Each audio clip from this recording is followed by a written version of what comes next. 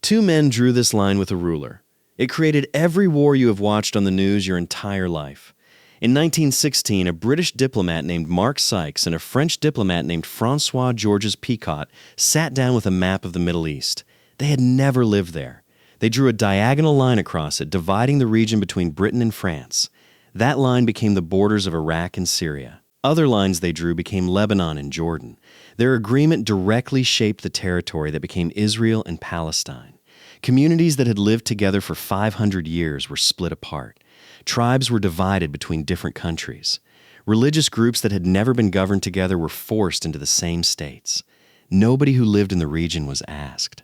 The Iraqi state that Sykes and Picot created forced Sunni Arabs, Shia Arabs, and Kurds into one country with borders that made no cultural sense.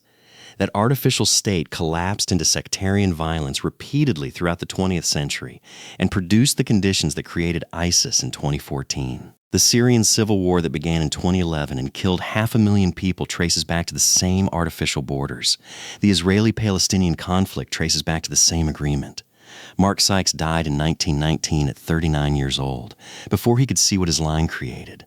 In his private letters, he admitted the agreement was a mistake almost immediately after signing it. François Georges-Picot lived until 1951. He watched his straight line produce war after war after war. He never publicly expressed regret. Those lines are 109 years old. They are still the official international borders today. The conflicts they created are still active.